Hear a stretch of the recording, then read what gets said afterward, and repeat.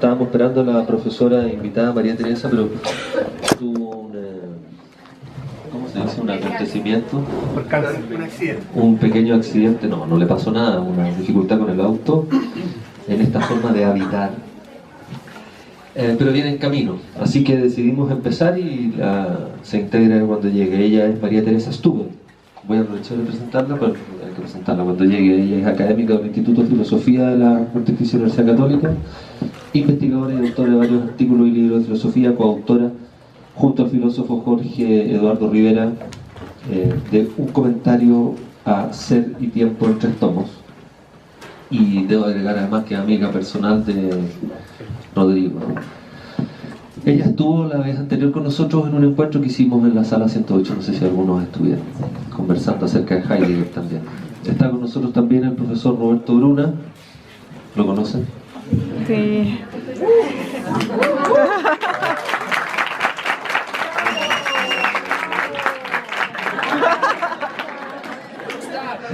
En realidad la pregunta lo conocen, es bien compleja en este escenario, ¿sí? Es una pregunta epistemológica muy extraña. Más aún hablando de Bruna, ¿no? ¿Quién lo conoce? Académico de la Escuela de Psicología de la Universidad Mayor, licenciado en Filosofía de la Pontificia Universidad Católica y candidato a doctor en Filosofía de la Universidad de Chile. Y por supuesto está con nosotros el profesor Rodrigo Brito, académico de nuestra escuela, psicólogo y licenciado de la Católica, Universidad Católica y magíster en Psicología Clínica de la Universidad de Chile. Y académico de jornada nuestra, a quien todavía tenemos el placer de tener por aquí. Nada, Rodrigo, darte las gracias por habernos invitado a esta presentación. Heidegger y la existencia propia, una ética para enfrentar la actual crisis planetaria. El libro va a estar disponible allá afuera, no venimos a vender, venimos a regalar. El libro va a estar aquí para que ustedes puedan adquirirlo y tenerlo, y los que no puedan, yo ya tengo algunos y podremos ahí ver maneras en que llegue la información, lo piratearemos. No, darte las gracias, Rodrigo, ¿verdad? Porque esto es hacer universidad.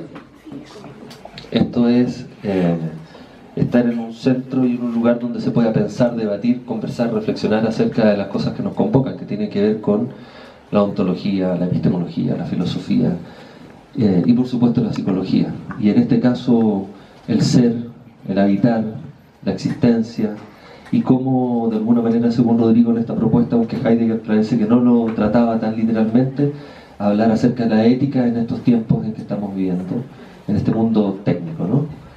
En la medida en que llegue María Teresa la haremos pasar, y por lo pronto, para no dar más la lata, dejo con ustedes para iniciar esta ronda de conversación acerca de esta presentación del libro al profesor Bruna.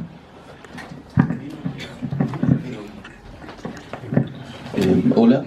Sí. Hay asientos acá también, porque hay gente atrás que... Sí, hay dos. Hay dos asientos acá. Hay gente que le gusta. Trata de no levantar mucho los brazos. Trata de No, no eso es imposible. Ya, primera cosa, soy súper inhábil con los micrófonos, ¿no? Entonces, si no se escucha o algo, es mi inhabilidad. Segundo, agradecerle a Rodrigo, ¿no? La confianza que tuvo en mí para pedirme que le comentara el texto. Siempre es un riesgo, ¿no? Invitar a otro a comentar el trabajo de uno, y más un otro tan pesado a veces, ¿no? Pero... sí, claro, ya, gracias por eso. Además, como decía Edmundo, es interesante que en la universidad se empiecen a generar espacios de debate fuera del espacio de la sala, nada más, ¿no? Entonces, la convocatoria, los estudiantes, el trabajo de los profesores, hace más grato el trabajo. Ya, fuera de eso, pasemos directo a lo que nos convoca, ¿no? El texto de Rodrigo. Llegó María Teresa.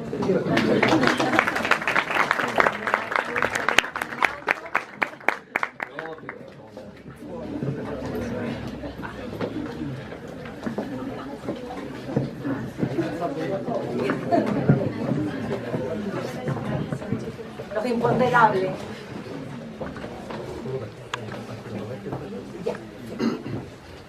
Perdón, si hablo sin micrófono se escucha. Sí. No. ¿No? No. Ya, mi canal es escrito.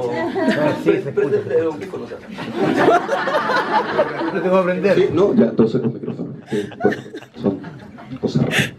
Ok, el texto entonces, ¿no? Heidegger y la existencia propia, titula Rodrigo, ¿no? Una ética para enfrentar la actual crisis planetaria. Y en términos generales, digamos que es un texto que realiza dos diligencias, ¿no? Habría dos movimientos al interior del texto. Uno, el primero, rastrear la posibilidad de pensar una ética en Heidegger, ¿no? Ya vamos a ver que eso es una pregunta importante que se hace Rodrigo. Y la segunda sería indagar en torno a la necesidad y a la posibilidad de pensar una ética para un planeta en crisis, ¿no? Serían como los dos aspectos que estarían en juego aquí.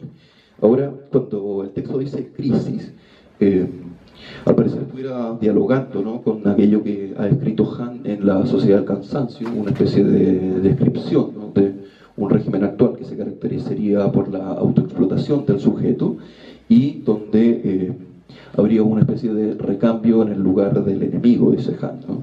En las décadas pasadas se asumía que el enemigo era externo, ¿no? Aquello que el sujeto enfrentaba era la potencialidad de un virus que podía agredirlo, y en la época actual habría, como les decía, ¿no?, un cambio en ese enemigo, donde el enemigo ahora está dentro del sujeto, ¿no?, en algo así como una psique dañada que desestructura desde el interior. El texto de Rodrigo entonces se trata de un intento, ¿no?, por retomar esa pregunta y recobrar o colaborar en la reconstrucción de un sentido de este, bueno, sujeto dislocado a propósito de este régimen de autoexplotación. Por tanto, emprende, creo, dos movimientos. El primero, el análisis, ¿no?, de algunos de los pasajes más relevantes de la obra de Heidegger, que comprende la primera parte del texto, ¿no?, cosa que Rodrigo sé bastante bien. Siempre es difícil, ¿no?, tratar de recuperar una obra tan extensa y explicar sus aspectos más importantes. Creo que se logra con creces. Y el segundo movimiento ya es una reflexión personal que hace sobre el problema ético en Heidegger, ¿no? Entonces va a poner ahí en diálogo lo que también es interesante, ¿no?, a Heidegger con las tradiciones orientales, principalmente con el Tao y con el budismo.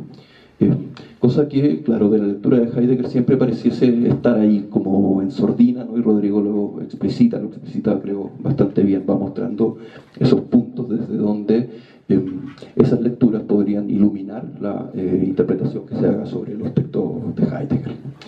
Es eso lo que realiza en el cuarto capítulo, al que titula Hacia una ética más allá de ser y tiempo y más allá de Heidegger. El título de ese capítulo, creo, es bastante sugerente, puesto que quizás el mayor tributo, ¿no?, que se puede hacer a un autor sea pensar a través de él, ¿no?, ocuparlo como excusa, pararse en sus hombros y de alguna forma tensionar e incluso discutir o destruir, ¿no?, las ideas que en el mismo autor están, contradecirlo, ¿sí? También es una forma de apropiarse del autor. Y en esa pretensión, ¿no?, de el pensar más allá de Heidegger, bueno, está precisamente ese gesto, ¿no?, como una especie de reconocimiento, tributo, pero también apropiación. Pensar más allá, creo, siempre es saludable, ¿no? Hay una costumbre en filosofía que indica, ¿no?, que cuando dos personas están siempre de acuerdo es porque solo uno está pensando, ¿no? Entonces, pensar con propiedad, ¿sí?, pensar a partir de las ideas de otro, pero no como el otro, siempre, insisto, es un gesto bastante saludable, ¿no? Ya, este pensar más allá resulta entonces central para enfrentar la pregunta que se plantea Rodrigo, que es una pregunta bastante polémica, ¿no? Hay una ética en Heidegger, ya Edmundo lo enunciaba recién, ¿no? Principalmente por dos cosas. Una, por las ya conocidas acusaciones, ¿no?, que se han hecho en muchos tonos respecto de Heidegger y sus vínculos hacia el nazismo, ¿no?, sea como partícipe, colaborador, o incluso algunos lo que le han criticado es una especie de silencio culpable hacia el final, ¿no? Ya. Más allá de esa crítica, que puede tener lugar o no, dependiendo de cuáles sean los referentes que uno utilice para mirar el problema, lo creo más importante en este caso es que hay muchos autores, ¿no?, que han dicho que en Heidegger no se puede pensar una ética. ¿sí? No habría en sus planteamientos una especie de piso teórico que permitiese ese gesto. Lo han dicho principalmente porque asumen que en Heidegger, ¿no?, el asunto principal es un asunto de orden ontológico y no óntico. Ya, lo digo así para que sepan que cacho algo de filosofía nomás, ¿no? Ahora lo vamos a decir de verdad, ¿no? La pregunta en Heidegger concerniría de alguna forma al ser y no al ente, y por tanto, bueno, no habría una pregunta por la ética humana o un desarrollo o un despliegue respecto de la ética humana que pudiese hacerse ahí, principalmente considerando algo así como un segundo Heidegger, ¿no? Y es aquí, creo, donde Rodrigo juega la tesis principal y más fuerte del texto, ¿no? Me imagino que es una tesis que obviamente va a enfrentar críticas, va a enfrentar, sí, rebate, y bueno, usted tendrá que hacerse cargo de las críticas que le hagan, pero, insisto, ¿no?, es una tesis fuerte, en tanto asume que no solo se puede, ¿sí?, pensar una ética desde Heidegger, sino que además se debe, ¿sí?, es urgente, es necesario. Entonces, bueno, a propósito de la distinción que rescata Rodrigo, ¿no?, en esa propuesta que hace Heidegger entre el pensar meditativo y el pensar calculador, ¿no?, una especie de racionalidad técnica. A propósito también de la distinción entre lo que reconoce como un habitar poético y un habitar técnico, Rodrigo asume que habría que pensar, ¿no?, ese habitar poético, ese pensar meditativo, como un estar alerta, ¿no?, una especie de forma de mantenerse despierto, de alguna forma mantenerse abierto, ¿no?, dice, al preguntar y al preguntarse, puesto que cita de Heidegger, ¿no?, un tramo donde Heidegger asegura la verdad del ser adviene solo a través de los que preguntan, ¿no? Entonces mantenerse abierto a la pregunta sería ya un gesto ético. Se requiere para ello, sigue, de salir de la instrumentalidad de un pensamiento que reduce todo a fines propios y a metas personales, ya primera ruptura con el orden ético actual, ¿no? No se trata solo de mis fines, no se trata solo de mis metas, no se trata solo de mis intereses, y de esa forma entonces acercarse a lo que Heidegger llama la serenidad, que es una forma, ¿no?, de estar abierto a lo que tenga que venir, dice Heidegger, ¿sí? Ahora, ese estar abierto a lo que tenga que venir en ningún caso se trata de una especie de pasividad ante lo que pasa en el mundo, sino que de una condición activa, ¿no?, de asumir la condición de la existencia, pero ya no desde la derrota, sino que, bueno, asumiendo que uno está abierto a una trama que muchas veces es mayor y lo sobrepasa. Aquí está entonces la médula de lo que Rodrigo indica, ¿no?, como potencialidad en la ética de Heidegger, ¿no?, una ética que ya no lo concibe, ¿no?, como una mera conducta que busca lograr objetivos, ya no es solo una voluntad que quiere algo, sino que una ética que en Heidegger resulta una actitud, una disposición, insisto, ese estar abierto a la existencia, ¿no? Por tanto, dice estar abierto a las personas, estar abiertos a la naturaleza y estar abiertos también a las cosas. De esta forma, con esa actitud ética, digamos, transformada en este nuevo código, se podría, asume finalmente Rodrigo, ¿no?, enfrentar una de las crisis más graves que afecta a lo humano hoy, y se trata precisamente de la destrucción del medio ambiente, ¿no?, de ese espacio en el que el Dasein es arrojado y por tanto habita. Eso, los invito nada más a leer el texto, ¿no? Gracias.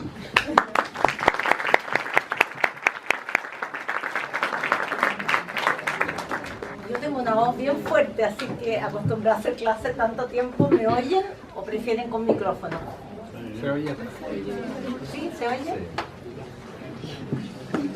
Bueno, es un privilegio estar aquí, un privilegio además presentar el libro de Rodrigo Brito, amigo de mucho tiempo y colega en filosofía.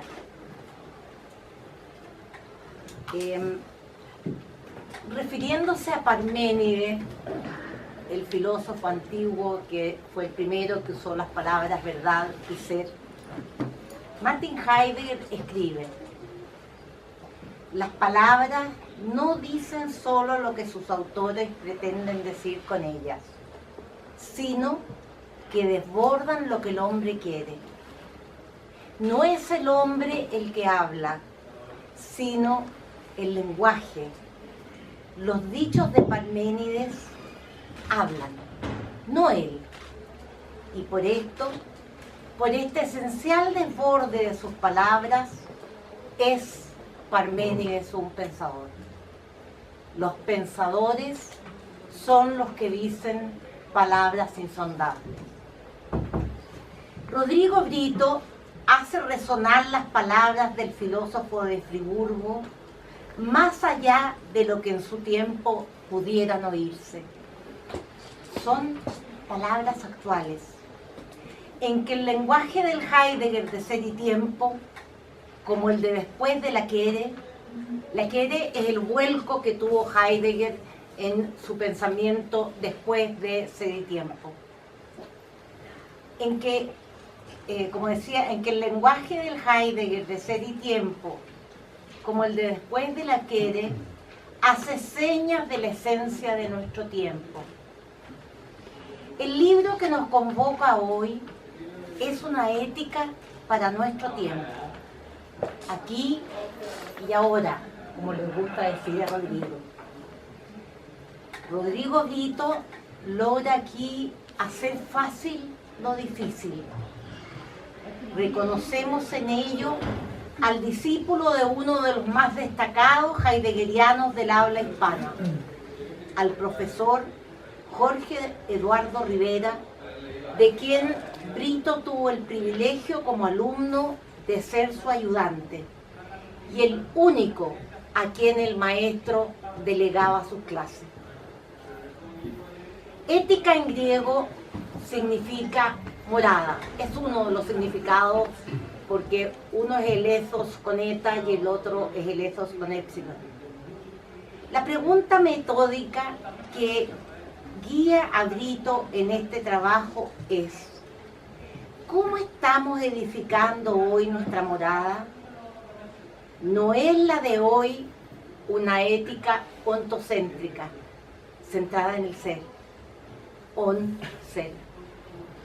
El nuestro es un modo de habitar en que son cada vez más escasos los que osan preguntar acerca del ser. No es el ser lo que importa, sino el tener, el poder, la producción, la sensación de omnipotencia del hombre que tiene la ilusión de poderlo todo. De allí el estrés y ansiedad de nuestro siglo, epidemias que llevan a la sociedad del cansancio de Kant. La cuasi profecía del dominio de la técnica que plantea Heidegger nos ha invadido quizás más allá de lo que cualquiera podría imaginar. Nuestra relación con el mundo se ha convertido en un medir el provecho que podemos obtener, no solo de las cosas, sino también de la relación con las personas. El mundo se percibe solo en su dimensión económica y matemática, perdiéndose la posibilidad de maravillarse ante el ser. Es el pensamiento calculador que planifica y programa todo, el que predomina, en desmedro de un pensamiento meditativo que reflexiona y contempla, dejando que las cosas simplemente sean y se manifiesten en su inocencia, de modo que éstas se conviertan en espectáculo, fea en griego, del cual deriva theorein, teoría, despertándonos, repito, de modo que éstas se conviertan en espectáculo, fea, despertándonos a ese preguntar filosófico radical: ¿por qué hay el ente y no más bien nada? Espectáculo que implica demorarse en lo próximo, dejando de lado nuestra habitual dispersión entre los entes. Lo que Brito describe aquí es la serenidad, el sí y el no frente a la técnica, haciéndonos cargo de un mundo que es mucho más rico en misterio de lo que naturalmente suponemos. De este modo, podemos asumir ante este mundo una actitud de abandono, ante eso que trasciende nuestras posibilidades de dominación. Lo que Brito tan bien describe con estas palabras: queremos todo con Él, pero nada especial de Él. La serenidad, abiertos y respetuosos hacia las personas, la naturaleza y las cosas. Brito lleva estas consideraciones igualmente a lo que Heidegger denomina el habitar poético. El habitar poético se refiere a un construir, en analogía con la tarea del arquitecto, pero no en el sentido habitual, sino como lo hace el poeta, que construye su morada, la existencia, en concordancia con su esencia. El poetizar, señala Heidegger, es la toma de medida mediante la cual el hombre recién recibe la medición para la amplitud de su esencia. Esta consiste en habitar desde el ser, en relación con él, como lo hace el poeta, a diferencia del científico y del hombre corriente. La medida del poetizar, continúa Heidegger, no es tomar, ni asir, ni coger, sino que reposa en un dejar venir lo mesurado y que, en palabra del poeta que tanto admiró Hölderlin, acontece en un oír la interpelación de la divinidad, de ese Dios desconocido que se esconde y que aparece como lo que se oculta en nuestro tiempo. En el decir de Heidegger, y que Brito denuncia, los dioses se han ido porque el hombre habita impoéticamente. Es que el oír requiere del silencio, tal como sucede con la llamada de la conciencia para salir de lo uno. Oír imposible en el barullo actual que vivimos. En este libro establece Brito una relación muy original. Profundiza el sentido de la ética heideggeriana con dos fenómenos muy actuales: el problema ecológico y la creciente influencia de la espiritualidad oriental, de la cual él tiene gran conocimiento desde la teoría y la práctica. La degradación ecológica, la cual hoy se hace cada vez más trágica con el calentamiento global y destrucción de las especies y de los bienes que necesitamos para nuestra sobrevivencia, de los cuales Brito hace, o nos regala más bien, un importante análisis. La segunda se refiere a las conexiones entre la espiritualidad oriental y la tradición occidental, especialmente el taoísmo y el budismo. El primero, con la comprensión y actuación concorde al orden natural y en sentido con la totalidad de lo que es. En sintonía, con la totalidad de lo que es. Nos dice Brito que cuando éste se altera, surge esa moral de reglas. El budismo también adopta el comprender cada cosa en interdependencia, cosa que también hace Heidegger cuando habla de la remisión de una cosa a otra. Y el correlato de este comprender es la compasión, en que nos hacemos partícipes del sufrimiento de los demás. Finalmente, no puedo menos de recomendar la lectura de este libro para quien se interese por tomar conciencia de las dificultades que nos presenta hoy día vivir en coherencia con nuestro ser más profundo y armonizando este con los demás seres humanos y con el universo. Muchas gracias.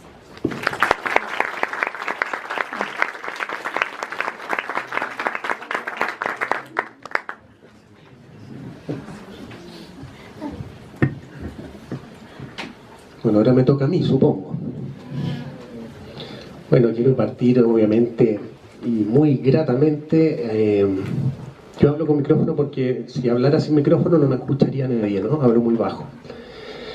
Agradecer a María Teresa por su presentación y a Roberto Bruna por su presentación. Siempre un acto muy generoso presentar algo que ha hecho otro. Entonces, encuentro muy lindo estar acompañado de un libro que escribí yo, pero que lo podemos dialogar entre todos, digamos. Así que primero muchas gracias a María Teresa y Roberto, y quiero extender las gracias, ¿sí? Quiero partir agradeciendo, después les quiero comentar yo algunas cosas del libro. Quiero agradecer en primerísimo lugar a mi mujer, que vino de incógnito hoy, andaba con lentes, así como llegó media camuflada, pero ahí está Rita, porque gracias a ella en realidad todo esto es posible también en parte porque mucho de esto lo he conversado con ella, ¿sí? Así es que debiera llevar los dos nombres a lo mejor. Quiero agradecer a Edmundo Campuzano, director de nuestra escuela, por permitirme y por dejarme el tiempo para poder escribir. Ustedes saben que escribir es un arte lento y que requiere mucho esfuerzo y además muy invisible. Uno escribe y nadie sabe que uno está escribiendo. Es muy solitario. Entonces puede parecer que uno no está haciendo nada mientras escribe, pero uno está haciendo mucho mientras escribe. Y yo creo que el mundo, cuando lo hablamos el año pasado, lo entendió así. Y bueno, y me dejó tiempo para poder escribir esto y otras cosas más. Y bueno, y agradecerle por supuesto a ustedes que están acá por haberse tomado el tiempo de venir a escuchar algo de filosofía, nada más inactual, nada más introspectivo, ¿no?, que hablar de filosofía en una época técnica donde nos interesan hablar de otras cosas, ¿no?, de cosas concretas, de planes, de proyectos, en qué me va a beneficiar esto o esto otro, ¿no? Esto no sirve para nada, y eso es lo bonito, ¿no? Eso es lo bello, hacer cosas que no sirvan para nada. Por supuesto que también quiero agradecer y recordar al profesor Jorge Eduardo Rivera, que ha sido mencionado acá. Jorge Eduardo Rivera falleció el año pasado, ¿no? Hace ya poco más de un año. Y yo, bueno, y María Teresa, ¿para qué decir? María Teresa fue muy colaboradora de él, trabajaron juntos, publicaron un comentario a Ser y Tiempo en 3 tomos, increíble, que es muy recomendable si es que alguien quiere leer Ser y Tiempo, ¿no? Pasar por ese comentario que hizo María Teresa con Jorge Eduardo. Y de quien tuve el privilegio de ser ayudante durante 6 años, que fueron los años donde yo escribí gran parte de este libro. Yo diría 2/3 de este libro están escritos en diálogo con él. Entonces para mí eso es... este libro es un tributo a la obra, a la vida y al legado de Jorge Eduardo Rivera, ¿sí? Ya sabrán, si se meten por ahí, el nivel de persona y de pensador que fue Jorge Eduardo Rivera. En Chile somos muy ignorantes sobre nuestros pensadores, por eso quiero enfatizarlo, ¿no? Es uno de los grandes pensadores que ha tenido nuestro país. Y es lindo continuar legados, ¿sí? Él me dejó un legado y yo me siento muy honrado de seguirlo, de continuarlo, no solo por el libro, sino que por el arte de enseñar, por el arte de hacer que la enseñanza no sea solo informar, sino que sea formar. Eso es algo que lo aprendí con Rivera, ¿sí? María Teresa hace lo mismo en su clase. Yo he tenido la oportunidad de saber de parte de sus alumnos cómo la valoran en su clase. En fin, habría mucha gente a quien agradecer. Simplemente gracias primero. Y lo segundo es comentarles un poco sobre, ahora un poco de mi visión sobre el libro, que no tiene nada que ver con lo que dijeron acá mis colegas. Yo creo que leyeron otro libro, francamente. No, está muy bien. Yo escuchaba y decía, hay cosas que... Yo parto de un principio en este libro. El principio por el que yo parto es tomarme de las palabras de Heidegger. Primero Heidegger es un autor difícil, ¿sí? Tiene fama de ser de compleja lectura, ¿no? Como de lenguaje críptico. Hagan alguna vez el ominoso esfuerzo de tomar Ser y Tiempo, ¿no? En español, estoy hablando en español. Y se van a dar cuenta de que es muy difícil pasar del primer párrafo. Es algo bien increíble. Lo escucho de mucha gente. Me dice, ay, yo traté de leer Ser y Tiempo, pero llegué al párrafo 2. Increíble, una cosa. La verdad es que, claro, yo lo leí porque lo leí con Jorge Eduardo Rivera. Tuvimos 6 años leyendo ese libro. 6 años leyendo ese libro para poder entenderlo y poder descifrar lo que Heidegger quería decir. Y piensen ustedes que la obra completa de Heidegger no es solo Ser y Tiempo, tiene más o menos 120 tomos, para que se vayan haciendo una idea. O sea, lo que yo hago en este libro es algo muy mínimo, es recoger algunas obras de Heidegger, donde a mí me parece que hay una ética implícita, y ponerlas en un libro que tenga coherencia y a la cual uno le pueda hacer sentido. Comprenderán que es imposible abarcar toda la obra de Heidegger. De hecho, solo está editada en español, ni siquiera es accesible, está editada en alemán, no es accesible en español, ni en inglés, y ahora está recién la publicación en francés, ¿no? Que se está empezando a generar la obra completa en francés. O sea, no existe otra manera de leer entero a Heidegger sino en alemán. Entonces, digo eso solamente para situar este humilde libro en lo que puede, que es lo que estaba a mi alcance leer. De hecho, lo que pude leer. Este es un libro que está destinado a 2 públicos distintos, ¿no? Uno es como el público académico, ¿no? Si a alguien le gusta la filosofía y le gusta Heidegger, yo creo que este puede ser un buen libro para entrar en un hilo que no es común, ¿no? No es muy común. A Heidegger se lo suele estudiar desde otras perspectivas, mucho más ontológicas, como decía Roberto. Mucho más abstractas también, y se hace muy denso. En general, uno cuando lee artículos sobre Heidegger o libros sobre Heidegger, se mantienen en el mismo nivel de abstracción de Heidegger, ¿sí? Y eso lo hace, no es un favor que se nos hace a los lectores. Entonces, lo que yo me propuse fue primero hacer una lectura y una escritura lo más clara posible, manteniendo muy presente a Heidegger. Por eso lo cito mucho, ¿no? Porque además tiene un lenguaje tan rico Heidegger, entonces es muy delicioso citarlo y luego comentarlo, ¿no? Y tratar de ver qué quiere decir con esas frases, ¿no? Esas frases crípticas que aparecen por todos lados, ¿no? A ver, les quiero poner alguna para que vean, no sé, solo para... Tiene unas frases que... Solo para que se hagan una idea del tipo de frases que hay que interpretar con Heidegger, ¿no? Esta es una frase del segundo Heidegger, ¿sí? que dice: en el salvar a la tierra, en el acoger al cielo, en el esperar a los divinos, en el guiar a los mortales, se acontece el habitar en cuanto cuádruple proteger de lo cuadrante. Proteger quiere decir, y aquí aclara, custodiar lo cuadrante en su esencia. Fácil, es como leer el diario y uno dice, bueno, ya caché lo que es lo cuadrante, ¿no? Obvio. La gente después cree que es un cuadrado, sale con la idea que es un cubo, no sé. Entonces, claro, eso se presta para... Esa pura frase ha sido interpretada en artículos enteros, ¿no? Para poder dedicar qué es lo cuadrante en Heidegger, que tiene que ver con lo que María Teresa rescató como la interdependencia del ser, o el entramado del ser. ¿Sí? Que Heidegger le llama eso cuadrante, Gewirt en alemán. Entonces, claro, tiene Heidegger este desafío de hay que entrar en su lenguaje primero. Entonces, primero el libro está destinado a quienes quieran conocer de Heidegger, y está puesto de una manera, yo diría que accesible, clara. De hecho, al final agrego incluso un glosario de conceptos de Ser y Tiempo, para que quien quiera leer Ser y Tiempo tenga al menos una ayuda para entender ciertos conceptos claves, que a veces uno se queda entrampado porque no sabe qué quiere decir Heidegger, y hice un glosario que está al final del libro, ¿sí?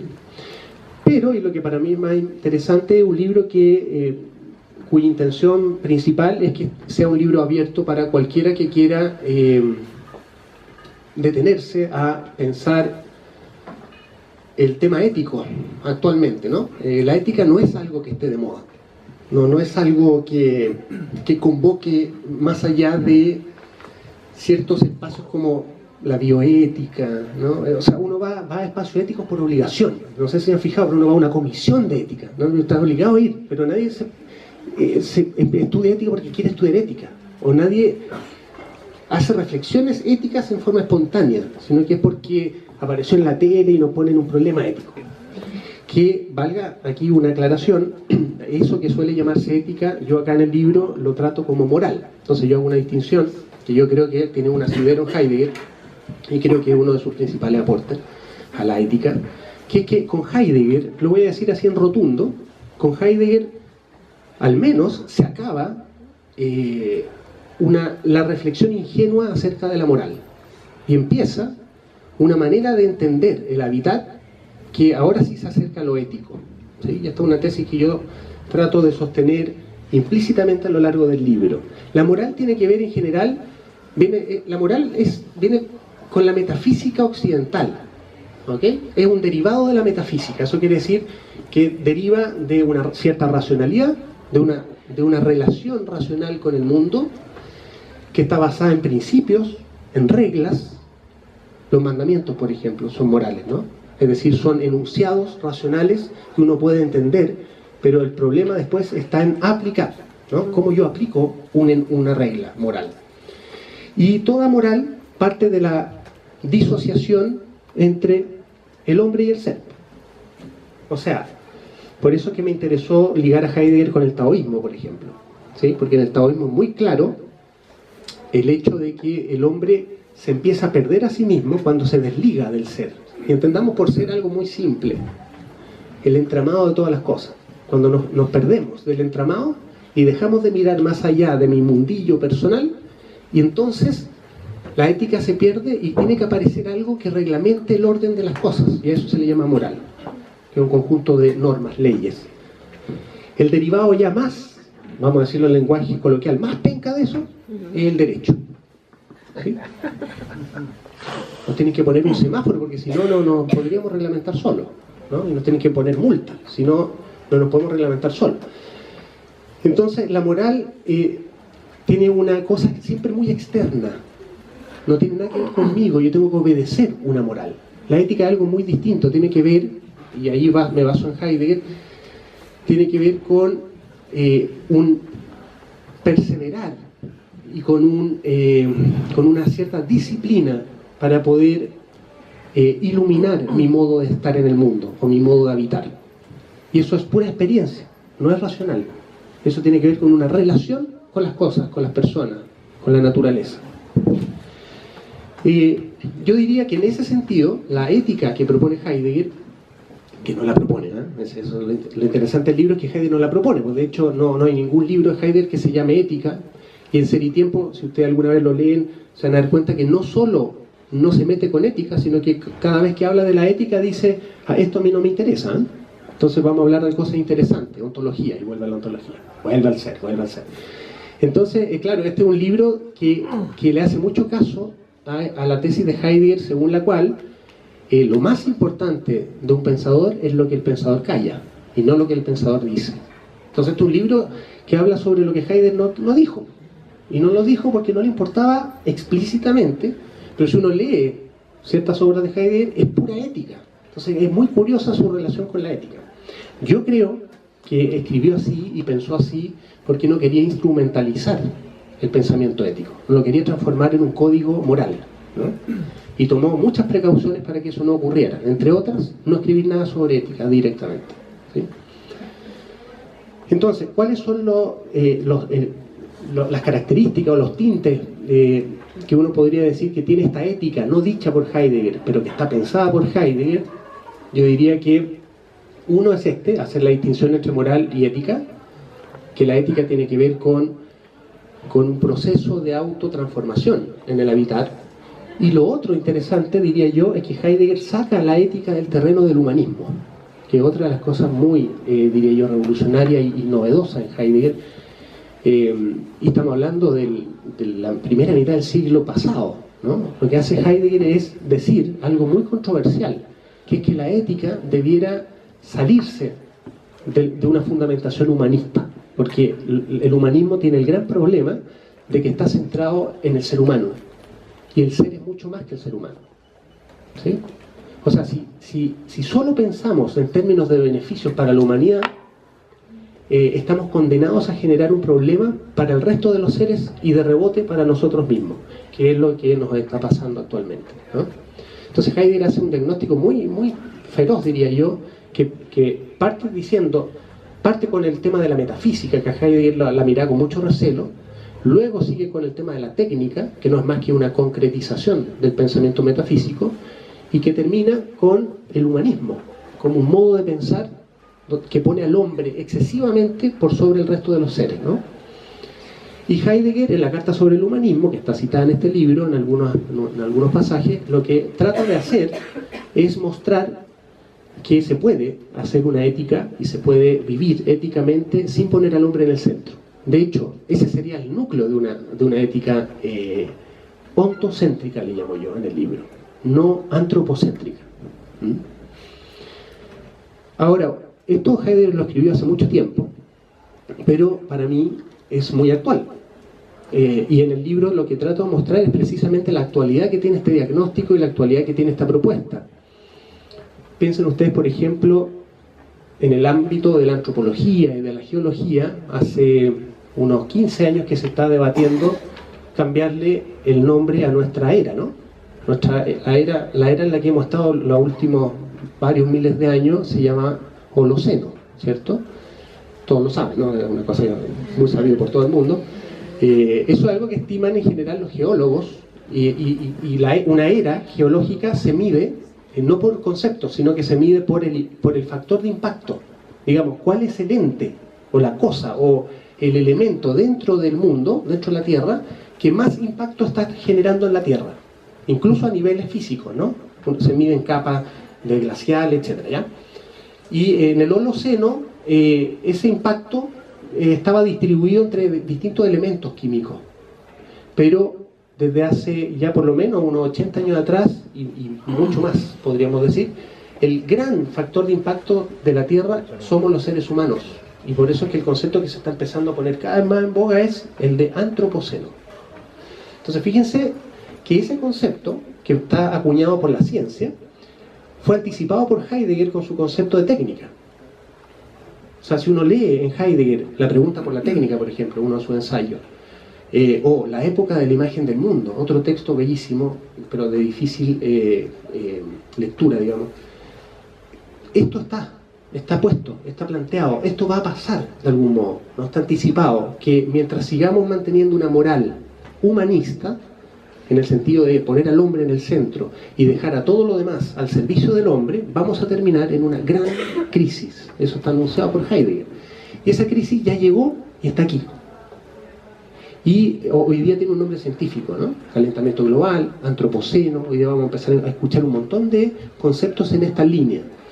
Y Heidegger hace una invitación, ya anticipando este riesgo y esta crisis, que es la invitación, yo diría, que se mantiene a lo largo de todo su pensamiento, y en eso es muy coherente Heidegger, pese a que no hace una ética. Fíjense la coherencia de estos conceptos.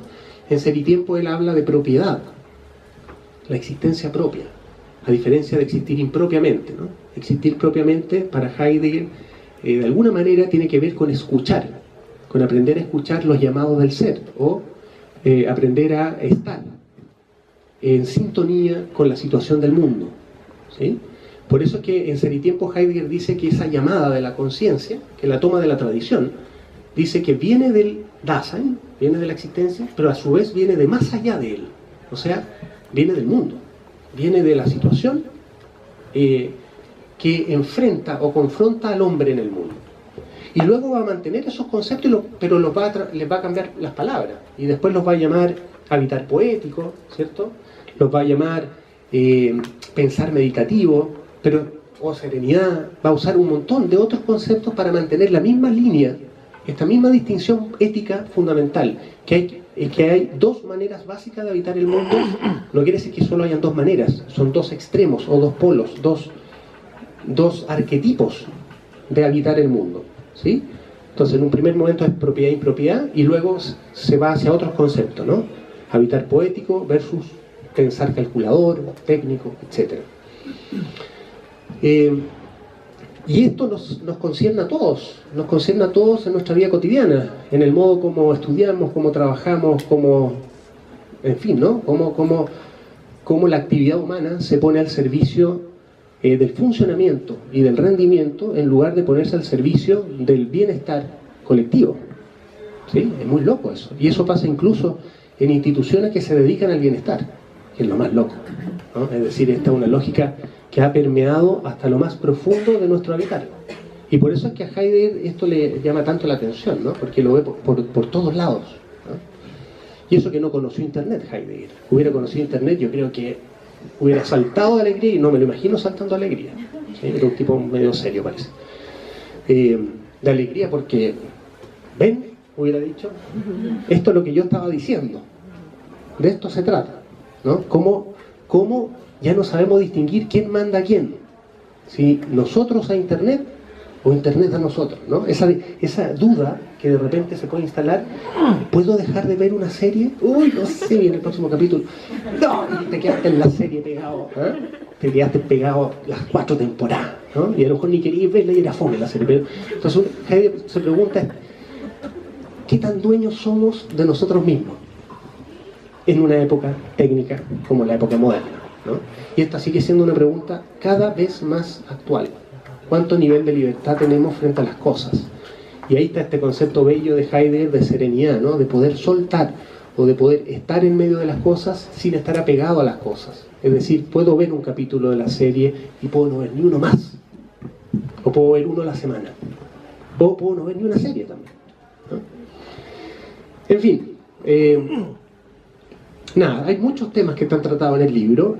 Trato de ser lo más riguroso con el pensamiento de Heidegger, por lo menos en una primera parte, y luego trato de librarme del pensamiento de Heidegger para poder actualizarlo, ¿no? Traerlo un poquito más al presente. Yo creo que es un libro que para psicólogos, no solo para filósofos, para psicólogos, para gente que trabaja con gente, para personas que trabajan con personas, para educadores, es un libro que puede resultar interesante, puede abrir reflexiones fecundas, diría yo, ¿sí? Bueno, les quiero dar mucho más la lata. Yo quiero saber si es que ustedes quisieran preguntar algo o comentar algo. Tenemos un poquito de tiempo todavía. Y si quieren comprar el libro también está allá afuera, por supuesto.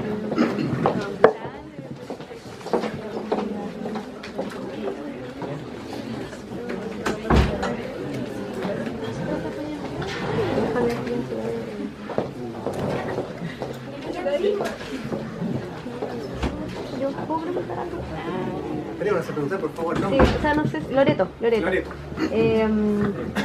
Me llama la atención esto yo no conozco mayormente de Heidegger, esto concepto de la serenidad, que en el fondo es como una suerte de desapego o como de liberación, ¿no? de estos como estándares o obligaciones probablemente sociales o colectivas. Sin embargo, como que lo primero que pensé fue, bueno, mientras más me salgo de ahí, ¿cómo participo también del mundo actual en el que estoy? O sea, dejo de ver la serie X, tomando ese mismo ejemplo que tú ponías, y probablemente no tengo de qué hablar después porque no soy partícipe de eso, y eso probablemente pase con las decisiones de organismos gubernamentales, cuántas políticas públicas, etcétera. Entonces, ¿cómo se liga esto de salir un poco de este sistema versus seguir relacionado y conectado con los otros de esta forma más colectiva, ¿no? Con este pensamiento más hacia el bienestar colectivo y no solo a la utilidad individual? Bueno, ese es el desafío, ¿no? El desafío lo planteé muy bien, es que estamos en un mundo técnico, ¿sí? Pero si deseamos no funcionar en la lógica técnica, se nos plantea un problema, ¿sí? Yo cuando pienso en eso, pienso que hay que aprender el arte de vivir sanamente desadaptado. ¿Sí? O sea, la serenidad, por ejemplo, es una actitud que no es muy bien vista, porque se confunde con otras actitudes, como la flojera, por ejemplo, o como el desapego. Entonces, el gran desafío que tenemos, creo yo, en nuestra época, es cómo funcionar en medio de un mundo que está bastante enfermo de productividad. Cómo funcionar ahí manteniendo una cordura interna y un ritmo interno, pero hay que estar dispuesto a pagar el costo que tiene eso. No es posible, creo yo, esa es mi opinión, estoy dando mi opinión personal, no creo que sea posible resolver esa ecuación sin pagar un costo. El costo puede ser quedar un poco desadaptado. Yo prefiero desadaptarme sanamente que adaptarme a un sistema enfermo. Esa es mi opción. Y además Heidegger me apaña, digo yo. Yo creo que Heidegger era un desadaptado de este tipo, ¿sí? Por ejemplo, Heidegger no era de los filósofos que le gustaba figurar e ir a congresos, porque le parecía que no había nada más fome ni nada más improductivo que ir a conversar con otros narcisos igual que uno, y que donde nadie está dispuesto a aprender nada del otro. Eso sigue siendo tan vigente hoy como hace 80 años atrás, digamos. ¿Sí o no? Entonces era un desadaptado, y la gente lo invitaba a congresos, pero ¿cómo no viene? Y se iba a su cabaña en la Selva Negra y escribía, pensaba, lo iban a visitar de a uno, no más de uno, porque era bien, no se puede pensar de a muchos, ¿eh? Era un poquito medio así, ¿no? Multitud es difícil el pensamiento. Entonces, claro, hay una invitación ahí a la desadaptación. Ahora esa desadaptación lleva como un extremo generalizada, y lleva como una desconexión generalizada también, porque en el fondo todos nos salimos, ¿y quién queda al medio? O sea, ¿o quién queda? ¿Dónde queda la red? De acuerdo, no es salirse. De hecho, creo yo que es desadaptarse para poder estar más presente, porque si no, entro en la inercia que me adormece, en esa inercia que nos cansa, que hace que la existencia se vuelva una carga, ¿sí? Aquí se trata de otra cosa, se trata de poder salirse para poder realmente estar. Es un juego muy sutil, ¿sí? La serenidad involucra ese doble juego de estar y no estar al mismo tiempo. Pero el no estar no es para irme, para abandonar en la situación, no es salir del barco, es poder volver al barco despierto. Con otro foco, ¿no? Con otro foco. Yo creo que es como muy importante dentro de lo que dices tú, Rodrigo, esta desadaptación tiene que ver con un modo que Heidegger, y que tú señalaste muy bien, es el modo de existir en forma impropia, y que es, primero que nada, el vitrinear, que le llamo yo, ¿ya? Que es que normalmente el hombre contemporáneo, nosotros, nos vamos de cosa en cosa. Es una actitud, yo diría, antisocrática. Sócrates lo que quería y decía a los sofistas eran: deténganse, miren las cosas, observen y después hablen, que es todo lo contrario de lo que hacían los sofistas. Primero hablaban, o sea, ni siquiera pensaban, era hablar retóricamente para convencer. Entonces es dejar eso que Heidegger llama la curiosidad, este vitrineo. Ahora, cuando vitrineamos, ¿cómo hablamos? Hablamos de la cosa como no es, porque no nos hemos detenido bien ante la cosa. Y luego se genera una confusión enorme entre qué es lo que es y lo que no es. Y en ese mundo estamos viviendo. Creo que es importante señalar eso. Y eso es lo que Heidegger llama la existencia propia. Y que el traductor anterior a Jorge Eduardo Rivera, porque Jorge Eduardo Rivera tradujo hace tiempo, José Gauss, llamaba existencia auténtica o inauténtica.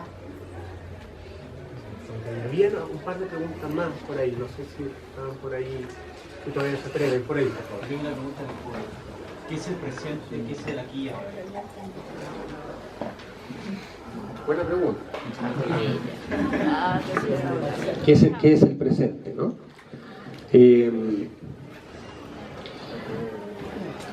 Fíjate que desde la perspectiva de Heidegger, que Heidegger, entre otras cosas, uno de sus temas predilectos era el tema del tiempo, ¿no? La temporalidad o la temporeidad, como está puesto en este texto. El presente es un emergente donde confluye lo sido con lo venidero. Entonces te voy a dar una definición de Heidegger, ¿no? Para pensarla. Heidegger define al ser humano como un estar siendo sido venideramente. Ahí tienen otra palabreja, ¿no? Para pensar. Y por tanto, el presente, dice Heidegger, tiene dos posibilidades de manifestación, no una. Porque el tiempo no es objetivo, sino que el tiempo es el tiempo de la existencia, ¿cierto? Entonces tu pregunta hay que reconducirla no a una pregunta objetiva sobre qué es el tiempo allá afuera, sino a cómo se modaliza el tiempo en el existir. Eso. Impropiamente el tiempo, el ahora es el modo en que la existencia impropia tiene de vivir el presente. ¿Ok? Eso significa que vivimos el presente como si fuese un momento y luego va a venir otro, y luego va a venir otro, y eso es lo que nos desespera del tiempo presente. En la impropiedad, dice Heidegger. En la propiedad, el presente se abre, dice Heidegger, como una situación significativa. Te estoy aburriendo mucho. Perdón. No, por lo bostezo digo yo. Es normal, es perfecto.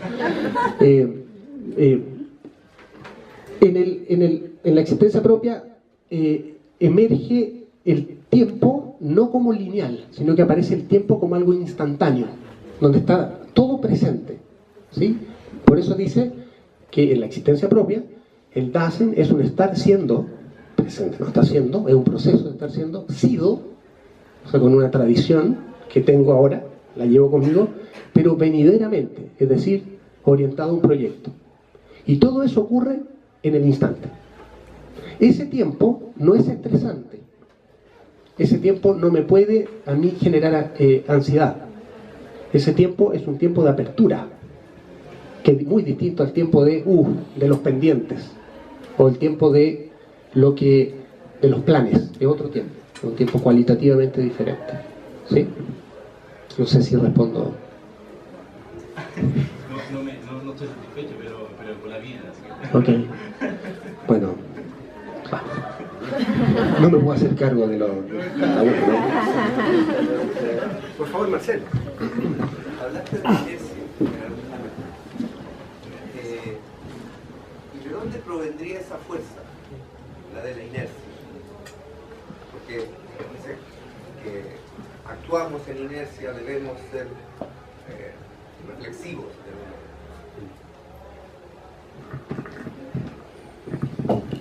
Bueno, siguiendo me baso en la interpretación que hago acá en el libro. Heidegger no le llama eso inercia, le llama torbellino, ¿sí? Que es una metáfora que pone Heidegger. Y que viene básicamente de nuestra vida social. Nuestra vida social tiene un tinte, no es que la vida social sea en sí misma inercial, pero vivir en sociedad y crear sistemas sociales, como el trabajo, como el Estado, como, no sé, en general, los medios de comunicación de masa. La vida social, dice Heidegger, por sí mismo y estructuralmente, genera un movimiento de arrastre hacia una medianía, dice él. Es decir, hacia una tendencia hacia el anonimato y hacia lo impersonal, ¿no? Y entonces uno empieza a funcionar como se debe funcionar, ¿no? Es un arrastre hacia un se, hacia un se debe hacer así, que queda instalado en las instituciones sociales en forma incuestionable hasta que alguien las cambia. Pero cambiar, ustedes saben que cuesta mucho. De hecho, llevamos como 100 años cambiando la educación y ha dado como 2 pasos en 100 años. Y para atrás, dice, imagínense, ni siquiera sabemos si da pasos para adelante la educación. O sea, pareciera ser que hay algo en lo estructural de lo social que genera, que instala esta inercia hacia probablemente lo más fácil, que no necesariamente es lo necesario, lo que se debería hacer, o lo que necesitaríamos hacer. ¿Sí? Yo creo que por ahí va una de las explicaciones posibles, ¿no? No sé si los demás, acá. Ahora, también Heidegger toca un tema tremendamente complicado respecto al futuro. O sea, normalmente le hacemos el quite a la certeza más grande que tenemos, que es la muerte. Y justamente esa existencia auténtica o esa existencia propia tiene que ver con adelantarse a la muerte, es decir, asumir el hecho que nos vamos a morir. Entonces, dentro de la existencia impropia, normalmente se le hace el quite. Se mueren los otros, me va a pasar algún día, dice Heidegger, pero no a mí, a los otros, ¿ya? Y esa existencia propia, una vez que asumimos que nos vamos a morir, que es asumir nuestra finitud, vamos a vivir de otra manera, en que cada instante cobra un significado muy, muy importante. No sé si... ¿Eso porque se vive la muerte como un miedo? ¿Se vive la muerte del miedo? No, Heidegger distingue el miedo de la angustia, ¿ya? Cuando la existencia, que es lo que está diciendo la María Teresa, cuando la existencia asume su muerte, asume que es mortal, lo que ocurre ahí es que te angustias, no que te da miedo, ¿no? Angustiarse significa estar como interpelado a asumir la urgencia de tomar decisiones, ¿ya? Eso pasa en la angustia. En el miedo pasa lo contrario, te hundes en la indecisión y en la parálisis frente a una fobia hacia la muerte, ¿no? Que es probablemente lo que más sucede en la vida cotidiana, ¿no? O sea, es más común que nos dé miedo a la muerte a angustiarnos frente a la muerte, si es que pensamos sobre la muerte, porque la mayoría de las veces no la pensamos mucho, ¿no? La consideramos como un hecho que está delante, siempre está delante, ¿sí? Heidegger dice, si no hay ningún delante, ya somos mortales. Me podría haber muerto ayer, ¿dónde está el delante? Y me puedo morir exactamente ahora también, ¿dónde está el delante? Y ahí vuelve a poner en cuestión esta idea del tiempo lineal. ¿Cuál tiempo lineal? ¿Sí? Y tiene que ver también con, yo creo que un poco lo que dice Freud respecto a la angustia, ¿no? Que la angustia es ante algo irracional que no sabemos, ¿ya? Y que tenemos que buscar para que se pueda transformar en miedo. Heidegger distingue el miedo, que es ante algo concreto, y la angustia, que es ante la nada. Porque en esta época Heidegger ve que el Dasein, el hombre, se muere, se aniquila, se acaba. Entonces la angustia es ante esa nada, ante ese hecho que no sabemos nada de él. O sea, de que no podemos decir nada, pero que Heidegger dice, es el hombre entero el que se acaba.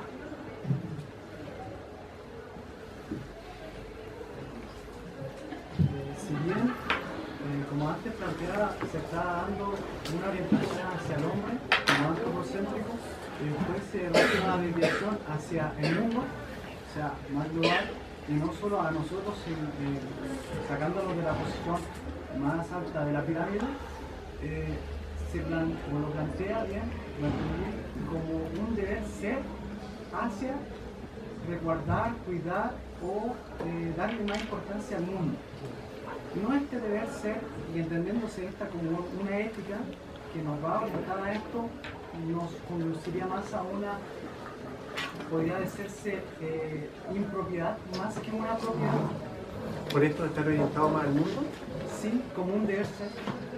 O sea, cambiándose de una orientación de una a otra, pero siempre en el deber ser como un mandato. Ok, es interesante la pregunta, pero yo creo que el tema del deber ser está fuera totalmente en el pensamiento de Heidegger, en el pensamiento ético de Heidegger. No hay un deber ser, ¿sí? Lo que hay, el deber ser sí que uno lo entiende como un mandato social, ¿no? O cultural, que eso es la moral en general. Hay un mandato cultural que te dice, por ejemplo, que tú debes no robar. Eso es un mandato cultural, ¿ya?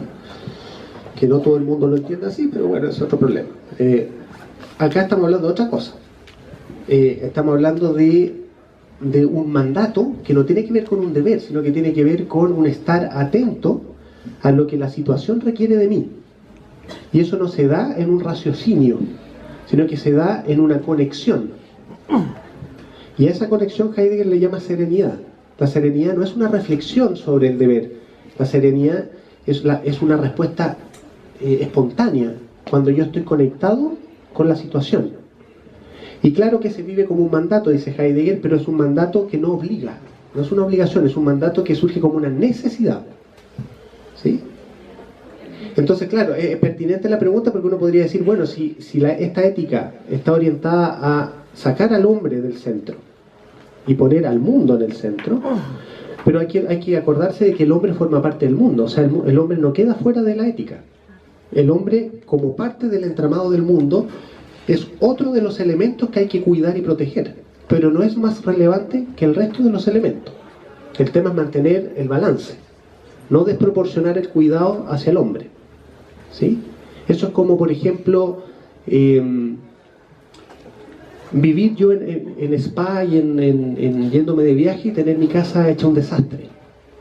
Es un equivalente, ¿no? Es como llegar a mi casa, está cayendo pedazos, pero igual me voy de viaje al Caribe, vuelvo y se me cae la casa encima. Aquí se trata de, bueno, si quiero ir al Caribe, primero veo cómo está la casa, a lo mejor hay prioridades, veo la casa primero, la tengo más o menos bien, y luego si me sobran unas lucas me voy, ¿sí? Es como mantener un balance entre el cuidado personal y el cuidado del mundo, ¿sí?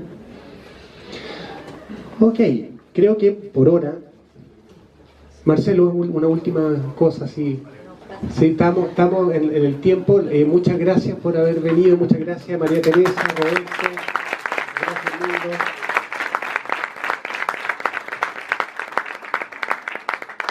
Si alguien compró el libro y quiere una firma de esas que uno siempre quiere, se ha fijado, voy a estar afuera, no me puedo quedar acá, ¿ok? Aprovechando antes que se vaya a